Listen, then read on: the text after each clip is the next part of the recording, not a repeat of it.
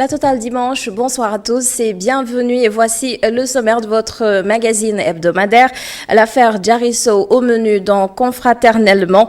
Les génies sénégalais entre réussite et échec, nous allons voir ce qui constitue des freins à leur encadrement avec des spécialistes et le journaliste au quotidien critique Samba Thiam va également nous livrer son regard sur ces questions. Transition mouvementée au sein de la société Dakar Demdik. Le nouveau directeur Boun Khatab Silla et son prédécesseur, Maître Moussa Diop, ne se font pas de cadeaux.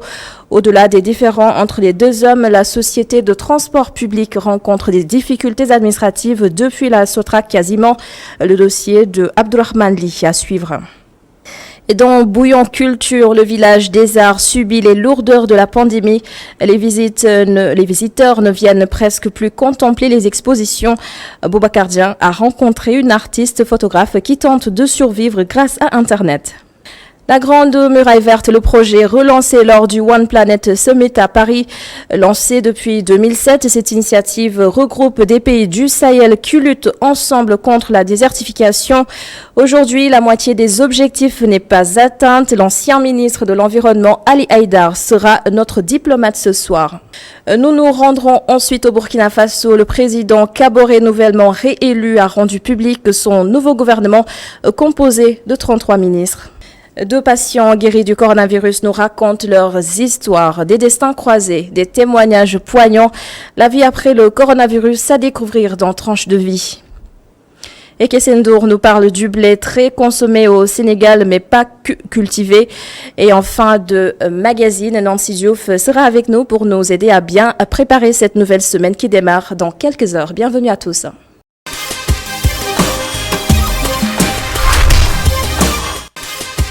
Être un génie garantit-il la réussite? On se pose cette question dans un contexte marqué par la disparition de Diary-Sow, jeune étudiante sénégalaise brillante, sacrée meilleure élève du Sénégal à 2 reprises. Ils sont nombreux les génies sénégalais qui vont à l'étranger pour chercher des compétences. Et une fois acquises, le retour n'est pas souvent garanti. Voici donc le dossier réalisé par Awa Diop. Des cerveaux, il y en a beaucoup au Sénégal, des intellectuels qui pour des raisons diverses doivent aller à l'étranger pour la recherche ou même l'offre de formation. Ce jeune Sénégalais vivant et travaillant aux États-Unis fait partie de ce lot. J'ai eu mon bac scientifique au lycée Seydina Limamou Laye de Guédiawaye en 2009 et la même année, j'ai été également lauréat au concours général en sciences physiques, ce qui m'a permis d'ailleurs de bénéficier d'une bourse du gouvernement du Sénégal pour poursuivre mes études à l'étranger, plus précisément en France. Entre 2009 et 2011, j'ai fait une formation en tronc commun. 3 années plus tard, je reçois mon diplôme d'ingénieur en électronique spécialisé dans le système embarqué. Je reviendrai dans de plus amples détails sur quoi c'est le système embarqué. Et à l'issue de ma thèse de doctorat, Airbus m'avait proposé 3 contrats avec de très très bonnes perspectives professionnelles, mais j'ai décidé de poursuivre ma carrière professionnelle aux États-Unis, d'abord en Californie, dans l'industrie de la vidéo, puis à Pittsburgh, où je travaille maintenant dans la fabrication de détecteurs de gaz. Cet universitaire, lui également ayant poursuivi de longues études en France, a choisi de rentrer au pays pour y travailler. Mais pour lui, le maintien des cerveaux ici au Sénégal requiert encore plus d'investissement de la part de l'État. C'est un investissement que l'État du Sénégal, le Sénégal fait envers cette jeunesse. Un investissement mérite un retour. Le retour, c'est quoi? C'est que cette personne qui apprend puisse servir demain son pays. Pour le servir maintenant, il y a une offre de formation ou bien des offres de formation que ces gens-là sont obligés d'aller chercher ailleurs. Naturellement, il revient à l'État du Sénégal donc, de réfléchir sur des offres locales, mais également des offres qui s'adaptent aux réalités internationales. En soi, l'émigration des cerveaux n'est pas tout à fait un échec de la part de nos autorités, mais l'échec se trouverait plutôt dans l'incapacité des dirigeants à mettre en place des politiques d'accompagnement pour le retour de cette élite sénégalaise. En revanche, ce qui m'inquiète, c'est une absence totale d'une politique de retour de nos autorités pour accompagner les cadres sénégalais dans la diaspora. Enfin, certains décident de rester du fait de multiples incertitudes, une peur de rater son retour, de perdre son confort de vie, ou tout simplement parce que le Sénégal n'est plus très compétitif du point de vue salarial comparé à d'autres pays comme le Canada, la France. Quitter sa zone de confort demande l'amélioration des conditions de travail, des salaires, de l'équipement, des laboratoires, mais aussi l'instauration d'un climat avec cette élite. Quelques voies de remédiation que suggère l'universitaire. Le système doit les accompagner. C'est-à-dire il y en a qui sont de l'autre côté dans de grandes entreprises, qui sont des chefs d'entreprise, des ingénieurs qui sont restés dans d'autres pays. Voilà. Ces pays les accompagnent, les considèrent comme des citoyens. Alors, si ces derniers maintenant décident de revenir au Sénégal, il y en a beaucoup, il faudrait que l'État mette les dispositions nécessaires pour que ce retour soit un retour qu'ils ne regrettent pas. Et pour les plus jeunes, l'universitaire estime que les bourses et autres investissements pour leurs études devraient plutôt être fédérés dans le maintien avec les conditions qui sied aux jeunes élèves qui se distinguent chaque année dans les concours généraux. Il appartient maintenant à l'État du Sénégal, au lieu de donner des bourses à un niveau à ces personnes, de créer le cadre des labos, des think tanks, pour les permettre de d'éclore, de pouvoir faire des réalisations, des inventions ici même au Sénégal. Parce que sinon, l'étudiant qui part, qui a la bourse après derrière, c'est un autre système qui le prend en charge.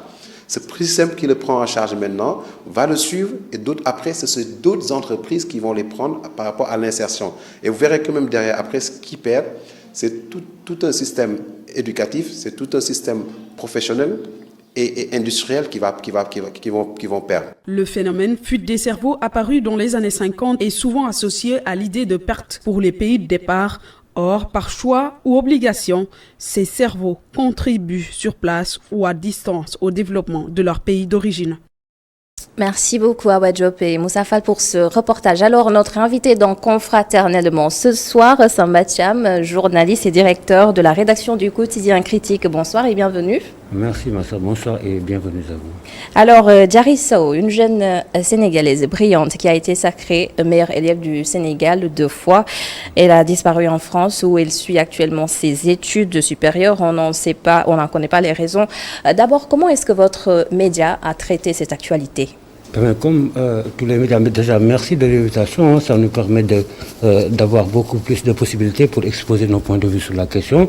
C'est une question qui, à la limite, un dossier qui nous prend la tête depuis 15 jours. Toute la presse sénégalaise, tous les Sénégalais, grosso modo, parce que c'est une fille du pays qui s'est perdue dans la grisaille parisienne. C'est extrêmement difficile pour ses parents à Malicounda, pour tous les élèves du Sénégal, pour le pays, les autorités. La presse sénégalaise. Mais je tiens d'abord à vous dire que c'est très difficile pour la presse sénégalaise parce que nous sommes à milliers de faits.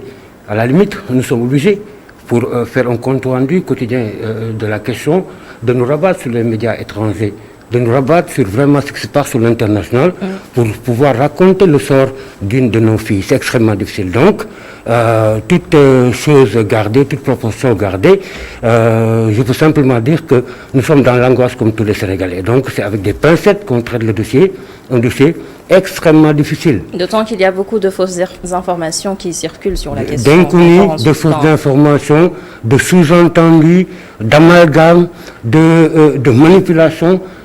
Aujourd'hui, sur vos ondes, je crois, ce matin, j'ai entendu l'officiel, parce que le secrétaire d'État chargé des Sénégalais de l'extérieur est habilité, je crois, à parler de cette question-là. Il a dit, en des termes très clairs, que les gens peuvent dormir tranquilles, qu'il n'y a pas anguille sous roche, qu'il n'y a pas de crainte pour Diary Sow. Je suis désolé, je suis journaliste, moi je préfère qu'on prenne toutes les éventualités possibles. 15 jours pour une jeune Sénégalaise de 20 ans qui se perd dans la grisaille parisienne, il y a de quoi s'étonner. Maintenant, si les autorités ont des choses que les Sénégalais ne savent pas, qu'ils communiquent sur ces choses-là pour permettre aux Sénégalais de réagir. Parce que je disais ce matin sur une radio de la place que les vérités ou les certitudes ou les pistes que les autorités de la police judiciaire française ont peuvent avoir d'autres explications à Dakar. Diary, c'est une petite fille sénégalaise qui a quitté le pays il n'y a même pas 2 ans. À 20 ans, ce n'est pas évident à pareil. Dans cette affaire, toujours, l'on évoque dernièrement une certaine pression qu'elle aurait subie Diary Sow. Et elle aurait décidé volontairement de rompre avec son passé. Pourquoi, selon vous, devrait-il justement y avoir de la pression, pas seulement sur Diary Sow, parce que des Diary Sow, que ce soit de jeunes filles sénégalaises ou de jeunes garçons sénégalais, il en existe. Il en a toujours eu. Tout à fait. Toutes les personnes sénégalaises, tous les immigrés, tous ceux qui vont en Europe subissent cette même pression-là. Parce qu'on croit qu'en Europe, il y a beaucoup plus de moyens qu'ici au Sénégal. Mais pour Diary, une fille de son âge, qui est à peine 2 ans en France, qui ne sait même pas comment ça se passe, dans la très grande ville parisienne, il ne peut pas y avoir, je ne crois pas qu'il y ait, à mon avis, de pression familiale qui puisse la pousser à quitter son domicile universitaire. Par contre, et c'est pourquoi je crois que cette question-là est importante, les autorités ne doivent pas baisser les bras. La communauté sénégalaise établie à Paris, la diaspora, ne doit pas baisser les bras. Parce que depuis hier, vraiment, ils ont été découragés par quelques rumeurs qui font état de beaucoup d'informations qu'ils détiennent et qu'ils ne communiquent pas. Moi, je crois que les gens doivent continuer à communiquer. Il faut mettre la pression sur les autorités sénégalaises, les autorités consulaires, les autorités françaises, pour qu'une bataille s'organise sur le plan international pour qu'on retrouve Diary Sow. De quoi? De deux choses. Une pression peut-être qui sera portée par les médias. Oui, les médias sénégalais notamment. Écoute, on serait mal à l'aise au Sénégal si demain on se retrouve avec une Diary Sow qui avait fugué simplement. Parce que c'est nous qui avons amorti la presse internationale autour de l'affaire Diary Sow. Toute la presse internationale est sur l'affaire Diary Sow. Maintenant, prions pour qu'on la retrouve saine et sauve. Mais moi, je voudrais attirer l'attention des gens qu'il ne faut pas baisser les bras. Ce n'est pas le moment. 15 jours pour une fille de 20 ans qui a quitté Malicounda pour la grisaille parisienne, ce n'est pas très évident. Et puis, l'autre piste, il y a 2 pistes sur lesquelles je voudrais revenir avec vous, ma grande. L'une des pistes, c'est qu'évidemment, quelques de nos sources, le ministre, l'autorité de la République, dit qu'elles n'ont aucun élément, aucune piste fiable. Nous, nos investigations critiques nous permettent de remonter la piste et de dire qu'il y a possibilité de chercher en Belgique. L'autre piste sur laquelle moi je reviens, et c'est une source qu'on a eu à contacter au tribunal financier de Paris lors de l'ouverture du procès de Lamine Diack, avec qui nous avons eu des contacts qui nous le rappellent ce matin qu'effectivement la police judiciaire française croit certainement que la fille est partie d'elle-même, de sa propre volonté, du simple fait que dans les enquêtes que les gens... Dans le remontée de ces interactions sur le plan on a retrouvé qu'elle a cherché sur le droit français quelles sont les possibilités pour une personne majeure, mais de disparaître sans laisser de traces, mais vraiment de donner des nouvelles à ses parents, à ses proches. Oui, peut-être Diary Sow, c'est seulement la face visible de l'iceberg, mais il y a d'autres jeunes Sénégalais partis à l'étranger pour étudier et qui ensuite ont disparu. Peut-être que ça n'a pas été médiatisé comme cette affaire. Il y en a Barthélemy, c'est une histoire que les Sénégalais racontent souvent, mais pour le cas particulièrement de Diary, j'interpelle la responsabilité de l'État. Parce que, attends, on peut être la meilleure élève du Sénégal, mais à 20 ans, on peut ne pas être outillé pour vivre en France. On parle de Paris. Pour une fille qui quitte Malicounda, qui doit vivre en France, il y a énormément de pression, ma grande. Maintenant, l'autre piste sur laquelle les gens doivent réfléchir, c'est que les études en prépa, à Louis-le-Grand, oui, en physique et chimie, mais c'est la croix et la bannière. Et des investigations que nous avons eues, sa première année n'a pas été très brillante. Et Diary a eu à confier à une de ses amies qu'elle ne reprendrait pas cette année-là. Il y a énormément de pistes sur lesquelles moi je voudrais, au début, les enquêteurs français ont dit non, on écarte les pistes criminelles. Non, il faut écarter aucune piste, il faut chercher la fille partout où elle se trouve dans le monde. C'est ça mon point de vue. Et je crois que même le Sénégal, le président de la République a compris que c'est un enjeu national. Il faut qu'on retrouve la dame, quelle que soit la situation. Oui, mais maintenant on va parler de manière plus générale. Oui. À côté de l'affaire Diary Sow, je l'ai dit tout à l'heure, il y a beaucoup d'autres jeunes Sénégalais qui sont partis à l'étranger étudier et qui ont disparu. Est-ce que selon vous, le fait d'être un génie garantit la réussite? Je ne crois pas. Je suis à peu près sûr que tous les génies n'ont pas réussi. Mais pour ces génies-là, pour lesquels l'État a beaucoup contribué pour leur réussite, ils ont un devoir par rapport à la patrie.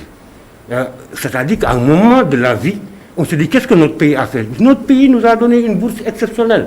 Des Jarissons, tu m'en parles, il y en a 15 ou 20 ou 50 aujourd'hui à l'Île-le-Grand qui vivent le calvaire, qui n'ont pas le même privilège que Jarissons. Ils sont en Belgique, les Sénégalais, ils sont en France, ils sont partout dans le monde, mais qui n'ont pas le même privilège que Jarissons. Maintenant, pour ces Sénégalais-là qui ont bénéficié de l'aide de l'État, pour aller étudier, approfondir leur connaissance en Europe ou partout dans le monde, ils ont un droit. Ils ont le droit de redonner la monnaie à la pièce à leur pays. Ils doivent venir, mais participer au développement du pays. Il y en a d'autres qui n'en ont pas bénéficié et qui, aujourd'hui, reviennent et participent au développement du pays. Il y a beaucoup de directions. Au moins, c'est bien que tu alertes sur le fait que ce n'est pas seulement la direction qui est dans ces cas. Il y a beaucoup de jeunes filles sénégalaises, de jeunes garçons qui sont dans le décrochage scolaire, simplement du fait de chocs psychologiques qu'ils sont en train de vivre en France. Ce n'est pas en évident. France, hein. En Europe, je veux dire. C'est pas évident, ce n'est pas la même réalité qu'ils vivent ici chez eux, à Dakar, à Bargny, à Thiès ou à Tivaouane. Mais est-ce que là, on pourrait parler d'une autre forme de pression parce qu'il y a des obstacles administratifs, il y a des soucis de logement ou encore des problèmes pour intégrer, se faire des amis? Au bout de la logique, à défaut de trouver à ces jeunes-là les moyens d'exploser ici dans le pays, quand tu les envoies à l'extérieur, il faut les suivre. Les suivre, ce n'est pas leur attribuer quelques 2 ou 3 éléments. Non, c'est les suivre. Ça, c'est comme je dirais, c'est les bijoux du pays. On investit sur les bijoux du pays, on les suit jusqu'à l'étranger, on les assiste pour qu'une fois ils ont atteint la maturité intellectuelle, qu'ils puissent revenir servir le pays. Mais c'est dommage, une fois qu'ils ont la bourse, qu'on les oriente sur l'international, c'est comme si ces personnes-là sont oubliées, c'est des parrainages fictifs, c'est la réalité que on tue nos zéros en les envoyant ailleurs. Mieux vaut les garder ici dans nos écoles, elles auraient pu éclore dans ces grandes écoles sénégalaises comme vous et moi, qui ne sont pas partis en Europe pour étudier. Donc c'est un environnement inhabituel, une aventure qui peut être glorieuse ou au pire des cas catastrophique. Qui peut être la source de beaucoup de déviations, parce que le stress européen peut faire naître, surtout si on revient dans le cas de Jari. Jari est une étudiante 2.0 qui écrit, qui est connectée sur tous les réseaux sociaux, qui veut être libre. C'est une jeune femme qui aspire à être libre. Et peut-être ici au Sénégal, en Afrique, tu vas avoir des contraintes du fait de la société. Mais en Europe, c'est des boulevards de liberté. Si tu perds le pas, c'est le cas. Est-ce qu'on peut dire alors que ces génies-là, ils sont victimes de leur intelligence? C'est des génies fragiles, je vous assure, c'est des génies fragiles, mais que nos pays poussent à la faute ou à se tuer. Nous ne devons pas, moi je ne crois pas, qu'il n'y a pas d'école habilitée aujourd'hui pour une élève qui a le baccalauréat d'être formée au Sénégal. Maintenant, si on tente l'exceptionnel, l'extraordinaire, l'excellence, mais c'est avec des accompagnements. Ces filles-là, à l'âge de 20 ans, ne doivent pas vivre seules. En France, ce n'est pas possible. Donc c'est un encadrement. Il le faut, c'est du suivi. Et ça, c'est de la responsabilité de l'État. Parce que c'est l'État qui débourse une bourse exceptionnelle. Je dis une bourse exceptionnelle. Mais là aussi, oui, il peut s'agir d'une responsabilité personnelle. Oui, à un certain moment, comme quand tu prends le profil de Jari, très intellectuel, très branché, une femme qui veut être libre, qui écrit, qui à travers ses personnages dans ses romans, pose déjà tous les problèmes par rapport à sa fausse disparition. Moi, je crois, je suis catégorique sur ce que je dis. On verra. On verra. Et je le souhaite, je souhaite qu'elle nous surprenne, qu'elle nous revienne de médecins et sauve. C'est vrai que notre pays, la réputation de notre pays va en pâtir, mais qu'elle soit sauve et saine. L'essentiel, c'est l'essentiel. On dira après ce qu'elle voudra.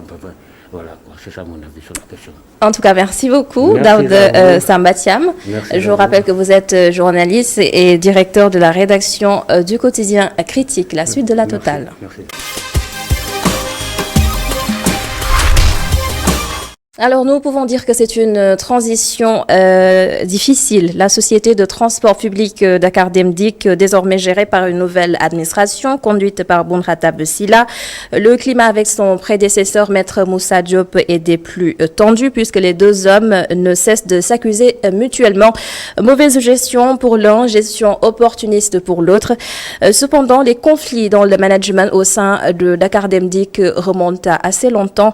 Le syndicat des travailleurs estiment que les différentes directions ne défendent que leurs intérêts, au moment où l'économiste Maïssa Babou nous renvoie au manuel de procédure pour des questions de transparence. Abdourahmane Dich nous en dit plus. Dakar Demdik, une société qui ne fait pas de bénéfices selon l'ex-directeur général. Maître Moussa Diop répondait aux accusations de son successeur Oumar Boun Khatab Silla. Le nouveau directeur général de la société de transport public l'accuse de mauvaise gestion.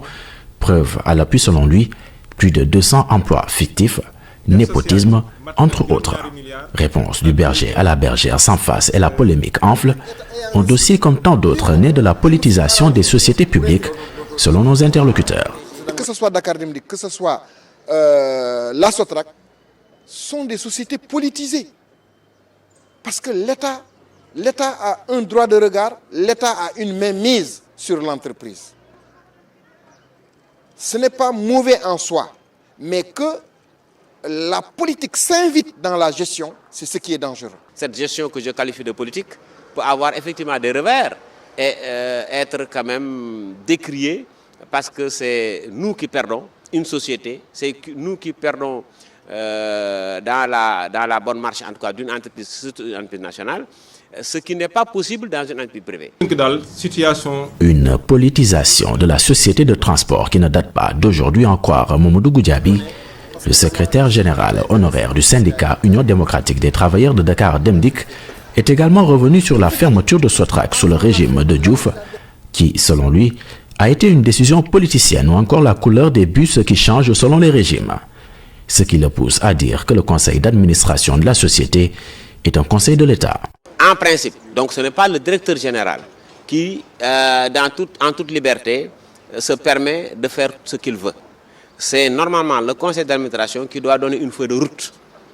Une feuille de route, je parle de politique interne. Et cette feuille de route doit être quand même le viatique du directeur général. Ça n'a rien à voir avec le cahier de charge. En tant que DG, il a quand même des points focaux sur lesquels il doit veiller. Ça, maintenant, le conseil d'administration donne quand même ses avis et donne des indications pour la poursuite des actions de l'entreprise. Un représentant qui vient de la présidence, plus le PCA, le président du conseil d'administration, nommé par le président de la République. Ensuite, maintenant, le représentant du ministère des Finances, le représentant du ministère des Transports, le représentant du CETU, et maintenant les représentants des 4 actionnaires que je viens de citer. Compréhensible si les 76% des parts d'actions de la société sont détenues par l'État. Un État qui doit organiser l'entreprise de sorte qu'un manuel des procédures existe au sein de la compagnie, un outil de transparence qui n'existe pas à Dakar Demdik, révèle Mamadou Goudiaby. Le conseil d'administration a pu imposer à la direction générale de Dakar Demdik de tout le temps, depuis Salvi, que le décaissement doit passer d'abord par la contre-signature du directeur financier. 2 signatures doivent figurer sur un chèque pour faire sortir de l'argent des caisses de Dakar Demdik. Quand Moussa Diop est venu, il a imposé que ce soit lui seul qui signe. Je ne sais pas pourquoi le conseil d'administration l'a accepté, mais c'est facile de dire que la loi ne me l'interdit pas. Mais des exigences de transparence vous l'imposent. Mais attention, quand je parle de procédure, c'est que si vous partez de la facture d'un fournisseur qui passe par le comptable, qui atteste, qui passe par un directeur peut-être financier, qui atteste, qui passe par un contrôle interne, qui atteste la véracité des chiffres de la commande, moi je crois que ce n'est pas mauvais qu'au final, que le chéquier soit détenu par le directeur et qu'il signe le chèque. Une compagnie dont la recette journalière passe de 20 millions de francs CFA à 3 millions de francs CFA depuis le début de la pandémie selon le DG sortant. D'où la perche de l'État à hauteur de 2,3 milliards de francs CFA, de l'argent que les cadres se sont partagés, crie Mamadou Goudiaby. Le groupe de Moussa Diop et ses cadres, ils se sont distribués. D'autres cadres se sont repifiés. Des cadres dignes ont refusé de prendre cet argent-là parce qu'ils ont dit que l'argent-là devait revenir à ceux qui sont dans les ateliers, à ceux qui sont dans le réseau et qui ont attrapé le coronavirus. Un syndicaliste qui dit en savoir plus sur le différend qui oppose également Maître Moussa Diop au ministre des Finances, Abdoulaye Daouda Diallo. Maître Moussa Diop l'accuse d'avoir utilisé l'argent de la société à d'autres fins. Une accusation que Mamadou dément formellement. Abdelrahmani et Cher Diop. Alors, le Sénégal souffre beaucoup de ses transports. Embouteillage monstre, étroitesse des rues et le vieillissement du parc automobile. L'autoroute censée fluidifier la circulation enregistre un flux de voitures sur de longs kilomètres. Bonsoir, Mamadou Ndiaye. Bonsoir, madame. Bonsoir également à votre invité, le colonel Aboubakrine Samba. Bonsoir, madame. Vous êtes logisticien. Alors, autant de questions à décortiquer ce soir sur les transports au Sénégal. Oui, le transport, effectivement, constitue un casse-tête sénégalais. Au Sénégalais, parce qu'il ne s'y retrouve pas. Tous les jours, c'est une kyrielle d'interrogation. Qu'est-ce qui explique soudain que tout le monde soit stressé le matin en prenant le transport public ou bien même peut-être le transport personnel et peut-être même le covoiturage au Sénégal? Y a-t-il réellement un problème de fond lié au transport? Merci, M. Ndiaye. Tout d'abord, permettez-moi d'adresser mes chaleureuses salutations à vos téléspectateurs. Merci. Donc, bien sûr, actuellement, c'est l'ordre du jour dans toutes les familles. Les embouteillages, c'est un casse-tête, le transport. Le transport terrestre, routier, urbain est un casse-tête. C'est dû à quoi? Le premier élément, c'est l'échec du transport public. Carrément. Qui ne date pas de maintenant. Seulement, aujourd'hui, on a touché le fond.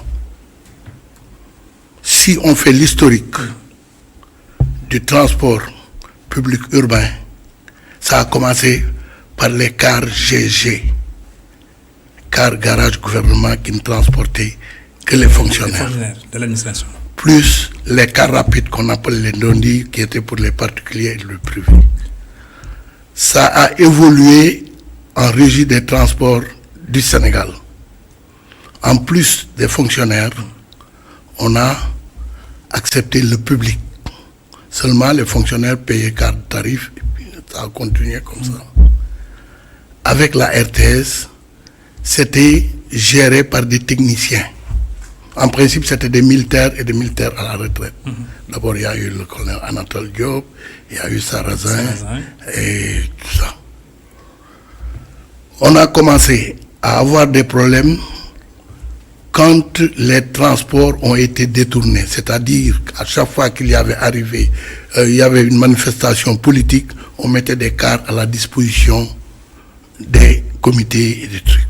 Mais en quoi y a-t-il un lien entre ça et ce que vous décrivez? Il y a la disponibilité des cars. Et donc peut-être aussi les usagers, eux, n'ont plus de cars pour les déposer. On attendait. Okay. Ça, nous l'avons vécu, nous qui sommes nés avant les indépendances. On a vécu, on descendait, on attendait que les cars reviennent parce qu'il y avait un potentiel réduit de cars. Voilà le problème. Mais après la RTS, c'est là où on a commencé avec la Sotrac à dériver. C'est avec la RTS d'abord qu'on a commencé à dériver. Quand on a donné ça aux politiques, on a de le dire. Ça a commencé à être loué par les comités qui suivaient les activités politiques. La Sotrac est venue, a suivi ce chemin-là. Quand il y a eu l'alternance, il y a eu une rupture, il n'y a eu plus de cars. Okay. Ils ont renfloué, ils ont cherché un autre parc. Mais déjà, le statut avait changé. Voilà le problème. Quand on est venu, on est sur la même lancée. On a comme l'impression, mon colonel, que le transport public s'est réduit simplement à la seule ville de Dakar. C'est vrai que, comme disait l'autre, effectivement, que c'est 0,3% du territoire national, mais ça condense en son sein quelque chose comme 70% du parc automobile. Mais c'est himalayen, ça. Mais quand le transport public ne marche pas, les gens réalisent des véhicules. Voilà le problème. Okay. Aujourd'hui, si je prends la population de Dakar, par rapport à la capacité d'emport du parc mobile total, je vais me retrouver au moins avec 90% de la population transportée. Pourquoi? Vous êtes seul dans votre véhicule, vous laissez 3 places vides. Vous avez vu? Oui, il y a un déséquilibre. Il y a un déséquilibre. Oui, il y a un déséquilibre qui se crée. Hein? Oui. On dira 90% sont transportés, alors que voilà le problème. Ça, c'est le premier problème. Qu'il faut donc régler. Qu'il faut régler. Il faut redynamiser le transport public. Et le rendre plus attractif. Le rendre plus efficace. Plus efficace. Même pas attractif, plus efficace. Aujourd'hui, un transport, il faut l'articuler. Comment il faut l'articuler? Il faudrait que les compagnies soient complémentaires. Qu'il y ait une belle combinaison. Que Demdik soit complémentaire avec AFTU. Et le découpage. Aujourd'hui, je vous donne un exemple.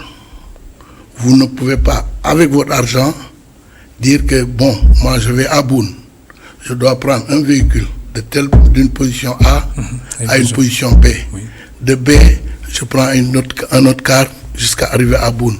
Donc je ferai 30 minutes. Vous ne pouvez pas le faire. Vous pouvez prendre tout de suite un véhicule qui vous prend à le plan d'importance, qui dit Boune en avant. Il faut qu'il soit articulé. Une bonne articulation. Une bonne articulation. Et il y a le problème des embouteillages mentionné en début d'interview tout à l'heure, le problème des embouteillages qui se posent et qui font perdre énormément de milliards au Sénégal. Pas de gain de temps non plus. Parce que le problème, c'est la densité de véhicules par rapport à l'infrastructure. Quand la densité est très forte, donc les débits des routes sont très élevés. Regardez, je vous donne un seul cas. Regardez la VDN. Actuellement, on a fait tellement d'efforts sur l'infrastructure aujourd'hui avec les autoponts et tout. Mais ça ne règle pas le problème. Parce que quand vous faites les autoponts, vous faites le premier autopont, deuxième, troisième, au niveau de la foire, c'est le début, c'est une bouteille. Les gens sont obligés de faire attention parce que c'est le débit de la foire qui détermine tout le reste. Bon, quand il y aura virtuellement un problème. Quand vous dites qu'il faut réhabiliter le transport public, je vois mal maintenant les Sénégalais qui sont au volant de leur voiture renoncer peut-être à cet acquis qui est plus ou moins une sorte de standing social. Y renoncer pour peut-être privilégier le transport public. Va-t-on vers maintenant une modernisation du transport public, le rendre donc ce que j'avais dit tantôt, le rendre plus attractif et permettre même peut-être aux jeunes dames comme les Adam Anouchka ou peut-être les jeunes DG de se dire mais pour tel trajet je préfère prendre le transport en public plutôt que de prendre ma propre voiture et de me retrouver coincé justement dans des embouteillages. Il y a beaucoup de Sénégalais, Dakarois plutôt, qui sont contraints d'acheter un véhicule même s'ils ne le peuvent pas. Et puis, qu'est-ce qu'ils font? C'est de l'autotransport qu'ils font. Comment ils l'appellent? Covoiturage. Covoiturage. D'accord. Oui. Ça, parce que c'est fréquent dans les SICAP en direction justement du plateau. C'est un dépannage. Oui. Moi, si je sais que je peux quitter chez moi de telle heure, arriver au bureau à telle heure, je préfère prendre un ticket que de consommer 5 litres, 10 litres d'essence. Voilà le problème. Alors, on a constaté également que maintenant, il y a une modernisation quand même de l'infrastructure routière. Oui. Mais on constate dans le même temps une vétusté du parc automobile. C'est pas catholique, ça? Oui. Aujourd'hui, tout le monde dénonce. Mais il n'y a aucune mesure n'est prise. Il reste l'action. Il reste l'action. D'accord.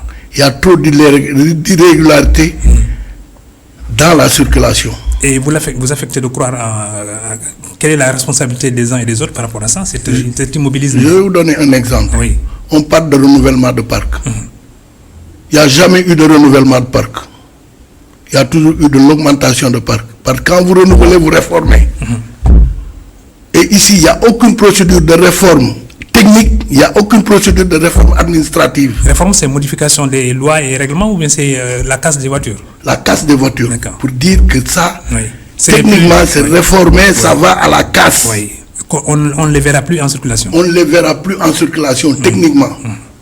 Ou bien, dans des cas comme ça, il y a une réforme administrative. On dit que tout véhicule qui a 25 années est admis à la réforme. C'est ce qu'on appelle la réforme administrative. C'est l'autorité qui en décide. Voilà le problème. Okay. Aujourd'hui, il n'y a pas de fourrière. Allez dans les commissariats. Allez dans les brigades de gendarmerie. Oui, c'est rempli de voitures. Mais ils ne peuvent pas les immobiliser. C'est ça. Ils ne peuvent pas les immobiliser. Voilà le problème. Il faut une fourrière. Il faut casser des véhicules. Voilà le problème. Je vous donne un exemple. Ça, je le dis. Regardez les taxis actuellement. Regardez les immatriculations. On parle de 28 000 taxis dans Dakar. 28 000 taxis. Regardez, par exemple, les immatriculations. DK, on a une immatriculation alphanumérique. C'est-à-dire hein? Alphanumérique, ça signifie quoi? C'est-à-dire des lettres et des chiffres. Okay. Et on a une immatriculation parlante. Ça aussi, c'est un autre débat. D'accord. Hein? Regardez, on a ressuscité des immatriculations à une lettre à la fin. Depuis quand on avait dépassé une lettre? Les gens sont allés reprendre l'ancienne formule. L'ancienne formule des taxis. Regardez, la majeure partie des taxis, il n'y a pas de contrôle. Mon colonel, quand on regarde notre pays, quand même, il est baigné par des eaux fluviales et des eaux maritimes. Et ensuite, il y a une bonne desserte parce que le pays est un peu plat. Mais qu'est-ce qui empêcherait sans doute de procéder à une nouvelle cartographie du transport en combinant air, mer, terre pour permettre donc à toute cette circulation-là d'être beaucoup plus fluide et en même temps aussi de gagner, comme disait Adama, de gagner du temps, de ne pas perdre autant de temps justement dans les embouteillages, mais en même temps aussi peut-être de trouver une interconnexion entre la route, la mer, le fleuve et puis peut-être aussi le rail. Ça, c'est plutôt un problème. Pour ce qui concerne, ça c'est le transport maritime, le transport fluvial et consorts. Oui. On assiste plus à des coordinations de transport routier, ferroviaire. Oui. Ça, on le voit d'habitude.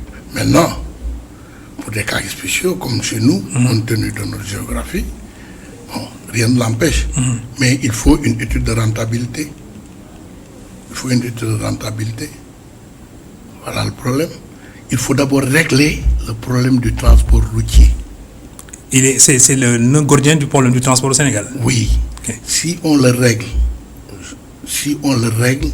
maintenant, on pourra voir. Mais il y a le fait aussi que beaucoup de choses sont concentrées dans la ville de Dakar. Comme je l'ai dit, c'est une sorte d'entonnoir. Il faut décongestionner un certain nombre d'activités et essayer peut-être de les ventiler à travers les régions selon leur spécificité ou leur spécialisation. Dakar, c'est pas seulement le transport. Le transport est pendulaire. Oui. Autrement dit que tout le monde va dans le même sens et le soir... Tout le monde va dans le même sens. Oui. Et tout le monde... retourne également dans le même sens. Dans le même sens. Oui. Je vous donne un exemple pour vous dire que c'est un tout. C'est ce qu'on appelle une mission globale où il y a beaucoup d'intervenants. Si chacun, c'est un ballet. Chacun a son numéro à jouer. Pour que le tableau soit joli, il faudrait que chacun respecte sa figure. Regardez, le matin, il y a des vendeurs qui quittent la banlieue. Je vous donne un exemple, vers Petersen. Ils vont à Petersen pour vendre. Le client quitte la banlieue pour le trouver à Petersen. Et ils viennent ensemble, ils lui vendent les marchandises, ils retournent ensemble. Donc il faut déplacer ce marché-là, peut-être créer l'opportunité au niveau du pôle d'émission de ces... Tout ça, c'est une étude. C'est une étude. C'est-à-dire, il faut qu'on accepte de mutualiser. Le Sénégalais n'aime pas tellement mutualiser. C'est ça. Voilà le problème. Mon colonel, ne trouvez-vous pas paradoxal quand même que les camions citernes d'essence cheminent avec des voitures particulières en même temps que peut-être aussi des cars poubelles? C'est pas normal que le matin, peut-être qu'on retrouve justement un camion poubelle, un camion citerne, et puis aussi des véhicules... Ça, c'est le deuxième point.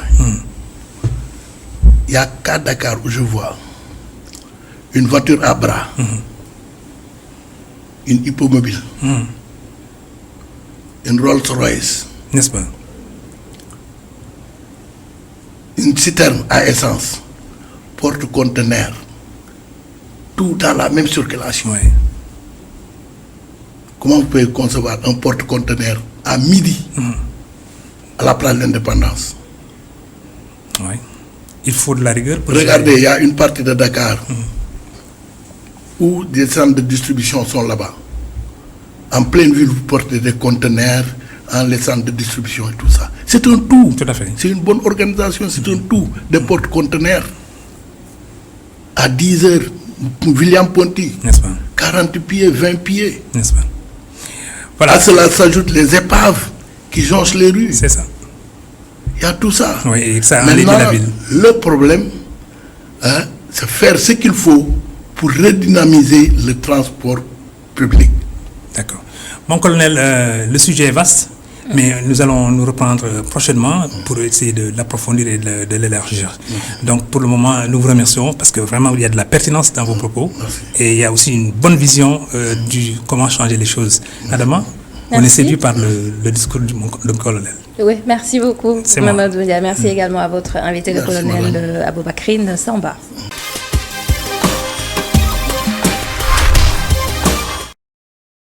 Je vous propose maintenant d'aller rendre visite aux artisans du village des Arts, des œuvres exposées, mais pas de regard curieux pour contempler ces expositions. Les visites ont considérablement chuté. Voilà alors une autre conséquence de la pandémie de Covid-19 et son lot de désagréments. Oui, et cette situation affecte bien entendu les revenus de ces artisans. L'exposition virtuelle semble être la seule alternative. C'est ce que fait d'ailleurs cette artiste photographe, elle s'appelle Betty Weber et Boubacar Dian nous emmène à sa rencontre. C'est un village des arts qui fait bonne figure de l'extérieur à l'intérieur, un calme plat. Seuls quelques artistes finissent des œuvres, les visiteurs ou acheteurs sont aux abonnés absents. Cette dame est photographe peintre de nationalité suisse, elle est au Sénégal depuis plusieurs années. Non, on n'a plus de visite, presque pas, parce qu'il n'y a pas de touristes. Il n'y a presque pas de touristes et puis c'est devenu très très difficile. Un village sans visiteurs certes, mais les artisans continuent de produire encore et encore. La peinture leur donne des ailes. Ça ne m'empêche pas de travailler et de créer, de prendre des photos ou faire des tableaux, peindre ou des collages, n'importe. Je essaye de continuer. En espérant un retour sur investissement, des adaptations s'opèrent. Le vaccin suscite l'espoir qui donne envie de continuer. J'ai loué une très grande maison. J'ai invité des artistes, mais tout est mangé par le Covid. Parce que même la biennale passée, l'année dernière, c'était pas possible. Donc, voilà, j'attends que ça se calme, tout le monde est vacciné et après on peut recommencer. En attendant l'arrivée du vaccin, ces artisans ouvrent l'œil en espérant accueillir de potentiels visiteurs et acheteurs. Alors, bienvenue, Boubacar Dian. Ok, merci beaucoup, Adama. En fin de compte, la pandémie de Covid-19 a fini par contaminer tous les secteurs. Oui, effectivement, puisque vous l'avez constaté sur les images. Donc, nous étions hier au village des Arts. Donc, il n'y a que des artistes là-bas. Et quand il y a des artistes qui produisent, ils aimeraient bien que des gens viennent visiter pour quand même, voilà, acheter leurs tableaux. Mais le constat est que nous avons passé plus d'une heure sur place. Les seuls visiteurs que nous avons vus, ce sont des élèves, un groupe d'amis qui sont venus ou bien qui est venu voir un artiste qui leur expliquait d'où est venu son art ou bien comment il a fait pour produire ses œuvres. Mis à part cela, ce sont des artistes qui emballaient des commandes à livrer ou bien même qui se préparent à une exposition. D'ailleurs, je le dis, ils préparent une exposition là-bas au village des Arts pour un peu essayer de rejoindre les deux bouts puisque la pandémie a réellement impacté leurs revenus actuellement. Mais est-ce que quelque part, il n'y aurait pas un aspect positif de la pandémie sur les activités de ces artisans, justement? Oui, tu sais, les artistes, eux, ils aiment avoir du temps libre un lieu calme pour pouvoir s'inspirer de quelque chose. Raison pour laquelle certains même vont en face de la mer pour pouvoir mieux s'inspirer. Raison pour laquelle la pandémie est bénéfique pour certains, puisque la dame que j'ai prise dans le reportage, elle s'appelle Betty Weber, elle est de nationalité suisse, comme je l'ai dit. Elle, depuis la pandémie, elle en a profité pour produire beaucoup de tableaux, des collages et tout ça, pour que à la fin de la pandémie, pour qu'elle puisse vendre ces tableaux-là et essayer de rattraper ce qu'elle a perdu durant le coronavirus. De l'exposition virtuelle. Elle en a fait, de l'exposition virtuelle. Mais bon, ça ne marche toujours pas puisque les gens sont habitués à la présence, donc aux expositions physiques. Et les gens viennent pour voir les produits qui sont proposés, les tableaux, pour admirer et acheter par la suite. Merci beaucoup, Boubacar Zian. Je vous en prie, à demain. Ailleurs, le nouveau gouvernement du Burkina Faso est composé de 33 ministres, dont 7 ministres délégués. Un fait marquant, le président réélu Roch-Marc Christian Kaboré a nommé l'ancien chef de file de l'opposition, Zéphirin Diabré, comme ministre en charge de la réconciliation nationale. Celui-là même qui a fait chasser Blaise Compaoré du pouvoir est désormais en charge de le ramener au pays et de réconcilier les Burkinabés. De notre correspondant au Burkina Faso, justement, Diagatiam. 30 octobre 2014. Le peuple burkinabé s'insurge contre la modification de l'article 37. L'Assemblée nationale est Ali Haïdar. Les morts se comptent par dizaines. Ici, devant l'Assemblée nationale, tout est en feu aujourd'hui au Burkina Faso. C'est ici que les députés devraient voter la loi de révision de la Constitution du Burkina. Finalement, il n'y aura pas de révision de la Constitution. J'ai décidé de retirer le projet de loi contesté et de procéder à son annulation. Le message est complet. Le CFAP doit exiger sa démission. La démission de Blaise, parce qu'il y a déjà des cadavres. Les informations qui nous parviennent font état de ce que des dizaines de morts jonchent le territoire de notre capitale et le pays. Face à cette escalade barbare, l'opposition politique, ici solennellement au nom du peuple, exige la démission pure et simple du président Blaise Compaoré. Blaise Compaoré rend le tablier et se réfugie en Côte d'Ivoire. Aux avant-postes de cette lutte, le chef de file de l'opposition, Zéphirin Diabré. Zéphirin Diabré, nommé 7 ans plus tard ministre d'État auprès du président du Faso. Nous sommes bien sous l'ère Roch-Marc Christian Kaboré.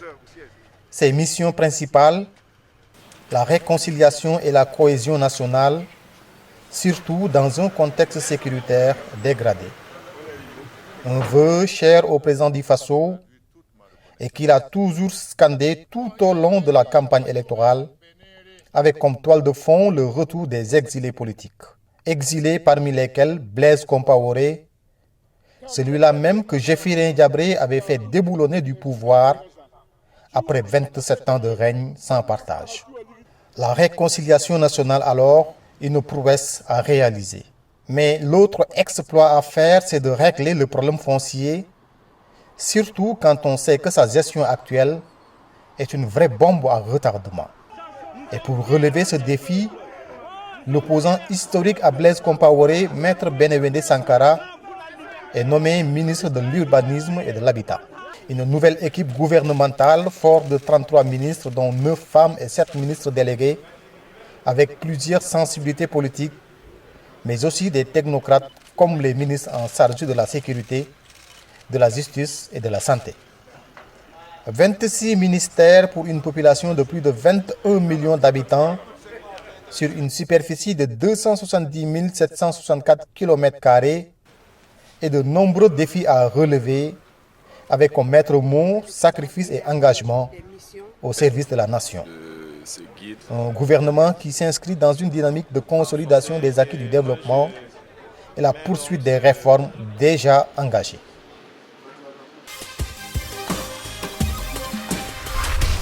Le coronavirus, ce n'est pas seulement une histoire de mort, c'est aussi des personnes guéries. Nous nous sommes peut-être tous posé cette question. Qu'est-ce qui se passe après le coronavirus? Voici alors l'histoire de 2 patients guéris du Covid-19. Detidiouf et Asta Kosek ont bien des choses en commun. Ils ont échappé au pire, mais les séquelles demeurent. Portrait croisé donc dans Tranche de vie avec Adam Assar. Ils ont contracté le virus.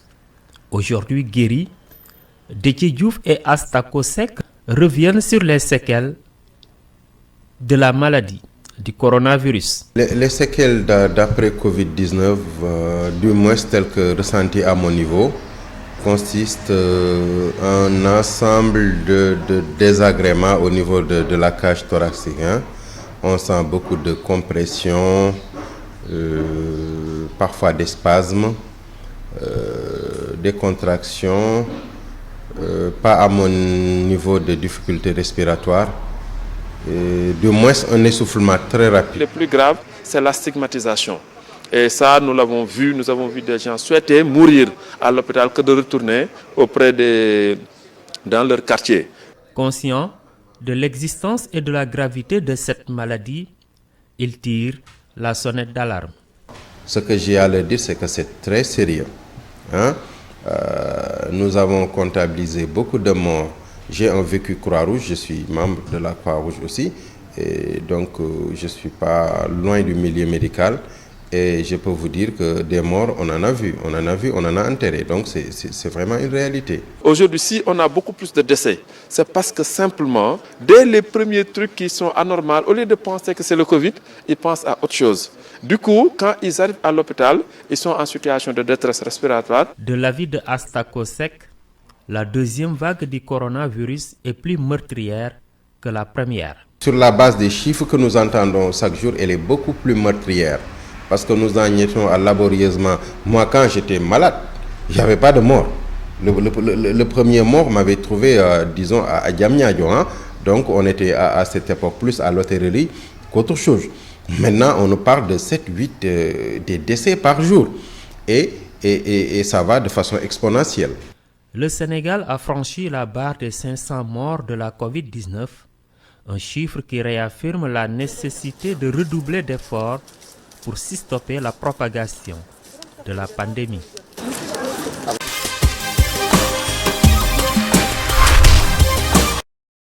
En 2019, le Sénégal a importé près de 703 000 tonnes de blé pour une valeur estimée à plus de 100 milliards de francs CFA.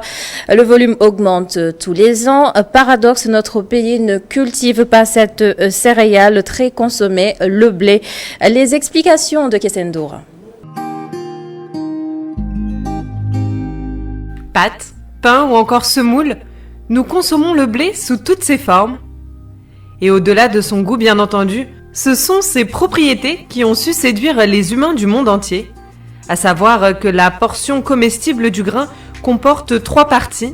L'essentiel, que l'on nomme endosperme, surtout composé d'amidon. Son enveloppe, le son, qui représente 15% du poids du grain et est extrêmement riche en nutriments et surtout en fibres. Et enfin, le germe, ou l'embryon du grain qui représente moins de 3% de ce dernier, mais qui malgré sa très petite taille est la partie la plus riche en éléments nutritifs. Les connaisseurs sauront donc que la farine, le pain et les pâtes alimentaires comme les spaghettis que l'on consomme quotidiennement sont des sources incontournables de phosphore, un des minéraux le plus abondant de l'organisme après le calcium, et qui joue un rôle essentiel dans la formation et le maintien de la santé à la fois des os et de nos dents. Et ce n'est là, bien entendu, qu'une infime partie des bienfaits que l'on attribue au blé. Et pourtant, cette céréale n'est que très peu produite sur notre continent. Selon des études menées au milieu de la décennie précédente, les pays subsahariens ne cultivent que 44% du blé consommé localement. Et pour cause, pour pousser et produire des rendements convenables, le blé doit être planté chaque année dans des conditions climatiques relativement ensoleillées et avec des températures comprises entre -6 et 20 degrés Celsius. Considérée pour cette raison comme une céréale des pays tempérés, les producteurs commencent traditionnellement la culture aux premières fraîcheurs d'octobre pour la récolter vers le mois de juillet. Entre-temps, on peut distinguer 6 étapes de croissance. Regardez. Tout d'abord, la germination, qui a donc lieu au mois d'octobre sous des températures proches de 3 degrés et qui correspond à la période de plantation et au premier développement de notre plante. Ce n'est qu'une dizaine de jours plus tard que l'on commencera à apercevoir les premières feuilles, c'est ce que l'on appelle la levée. Ensuite, des bourgeons se forment à l'aisselle des feuilles et donnent des pousses, des tiges latérales creuses appelées thalles, et chaque thalle primaire donne des thalles secondaires.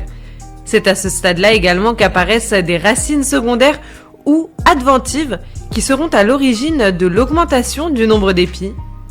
Une étape favorisée par la fin des grandes fraîcheurs et l'arrivée du printemps. Ce n'est qu'une fois cette saison bien installée que survient la montaison du blé. La tige s'allonge alors de façon télescopique et donne ce que l'on appelle des nœuds. Le blé a alors besoin de beaucoup d'arrosage et d'un sol fertile pour permettre aux épis de se former. Et au mois de juin, les épis commenceront enfin à sortir de leurs gaines. Survint enfin la maturation. Autrement dit, les grains se développent en plusieurs stades jusqu'à mûrir et devenir à la fois brillant, dur et jaune. Et de son côté, la plante, elle, s'assèche. Ce n'est qu'à surmaturité que le grain tombe tout seul de l'épi et peut enfin se récolter. Si toutes ces étapes paraissent longues et contraignantes, en Afrique, certains producteurs ont réussi à en contourner certaines. C'est le cas au Maroc ou en Égypte, par exemple, où les agriculteurs ont su développer des formes de blé peu nécessiteuses, ou en tout cas moins que les espèces que l'on connaît traditionnellement en Europe. Toutefois, les chercheurs considèrent que l'Afrique subsaharienne possède d'importantes étendues de terre propices à la production de blé de façon rentable et sans irrigation. Ainsi, des pays comme le Rwanda, le Burundi et l'Ouganda pourraient utiliser chacun au moins 500 000 hectares de terres disponibles essentiellement en zone montagneuse. Mais face à cette production encore sous-exploitée, les importations de blé explosent. Elles étaient ainsi de 38 millions de tonnes en 2010, contre 9 millions pour le riz, 1,4 million pour le maïs et 1,2 million pour le sorgho. À tel point que l'Afrique représente aujourd'hui 15% de la demande mondiale en blé. Un changement de régime alimentaire plus que coûteux lorsque l'on sait que le prix des céréales flambe sur les marchés. Avec 347 $ la tonne en juillet dernier, les importations de blé coûteront cette année plus de 12 milliards de dollars aux pays africains. Kesen Dour avec nous sur ce plateau. Bonsoir Kesen. Bonsoir Adama. Alors, une première interrogation. Si l'Afrique ne produit pas de blé, comment est-ce qu'on est arrivé à une telle consommation? Alors, on peut dire qu'on n'en produit pas. Parce que de manière générale, c'est absolument pas une constante qui se retrouve sur l'ensemble du continent. Il y a certains pays, malgré tout, dont ceux du Maghreb, l'Égypte, qui se sont lancés dans l'aventure parce qu'ils ont des climats plus propices à la production de blé.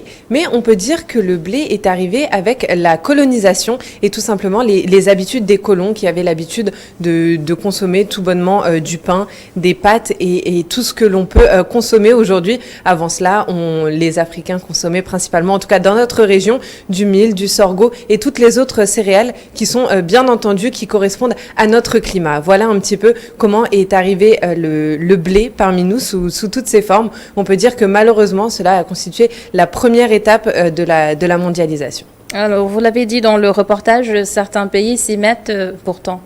Oui, effectivement, je vous en parlais à l'instant. Alors, il y a les pays du Maghreb qui, eux, ont un climat plus propice donc à la production de blé de par leur température un petit peu moins basse que dans nos régions subsahariennes qui sont sujettes à des grosses chaleurs, au moins à certaines périodes de l'année. Et on l'a vu il y a quelque temps. Pourtant, encore une fois, on continue d'en consommer. Il y a eu des crises au Zimbabwe, au Soudan, qui ont été jusqu'à provoquer un soulèvement des populations et parfois même un changement de régime. Alors, pour faire face à ce phénomène, il y a des laboratoires, notamment au Maroc, à Rabat, qui ont mis en avant des espèces de blé dur, cette fois-ci, qui peuvent supporter des températures dépassant les 35 degrés. c'est pas encore très très répandu sur nos terres, hein, on s'en doute et on peut le constater, mais en tout cas cela permettrait de produire du blé ici même et donc de l'exploiter sous forme de farine et de ne plus avoir besoin de l'importer, et parce qu'on sait ça revient extrêmement cher à nos pays et au continent en général. Il y a également l'Afrique du Sud, elle, qui a mis en lumière l'existence de variétés de blé optimisées en laboratoire, donc des OGM, mais qui là aussi pourraient supporter des températures bien plus élevées que le blé que l'on a l'habitude d'importer et que l'on consomme quotidiennement et qui nous coûte encore une fois extrêmement cher. On ne se rend pas compte, hein, mais que ce soit le pain, les pâtes, tout cela, ça revient à importer de la farine ou en tout cas du blé sous toutes ses formes, que ce soit sous forme de semoule, sous forme de boulgour. On adore ça, mais ça coûte extrêmement cher à nos pays, et produire du blé pourrait permettre donc de favoriser, en tout cas de créer une sorte de résilience au changement climatique et en particulier ici en Afrique. Merci beaucoup Kessendo pour toutes ces précisions. Une autre plante à découvrir dans une semaine? Exactement, comme chaque semaine. Laquelle? On verra bien. Bon, j'ai pas encore trop d'idées, mais en général, ça me vient au fil de mes discussions avec les différents herboristes et également avec l'actualité. J'ai pensé là, en l'occurrence, que le prix de la farine et les débats qu'il suscite ici aussi au Sénégal, hein, on s'en souvient, pas plus tard qu'il y a quelques semaines, on parlait du prix du pain. Et il faut savoir que c'est lié à ça et ça amène ces chers reportages découvertes qui nous permettent de mieux comprendre notre manière de consommer et également les plantes que l'on utilise et que l'on pourrait mieux utiliser ou en tout cas mieux produire ici au Sénégal. Merci beaucoup. Et la dernière partie de la totale dimanche, bonne semaine avec Nancy Diouf.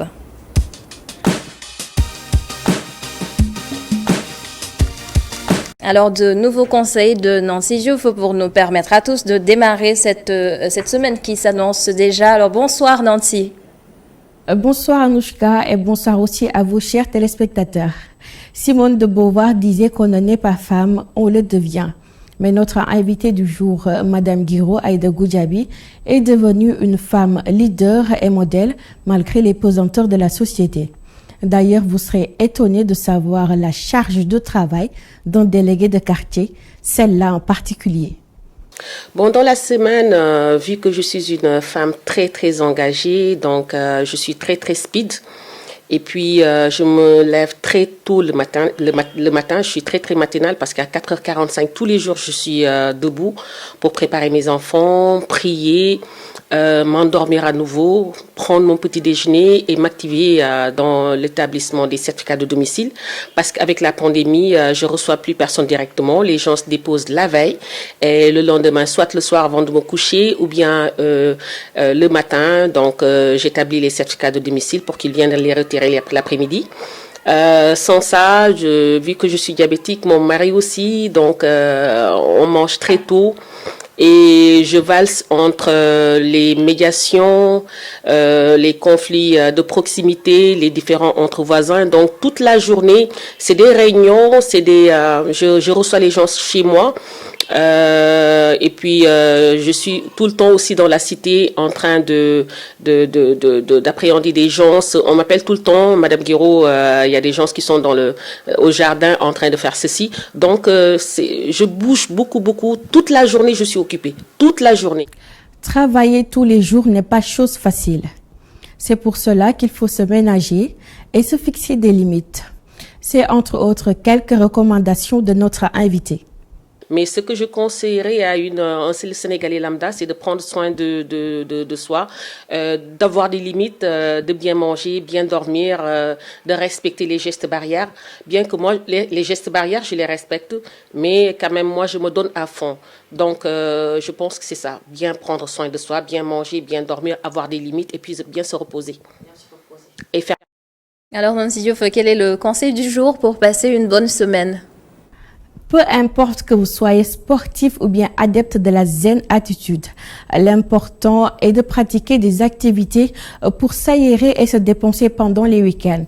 Footing, marche, massage ou bien lecture, il existe 1001 façons de se détendre les samedis ou dimanches. Si vous êtes plutôt casanier, forcez-vous un peu à sortir et vous en verrez les bienfaits.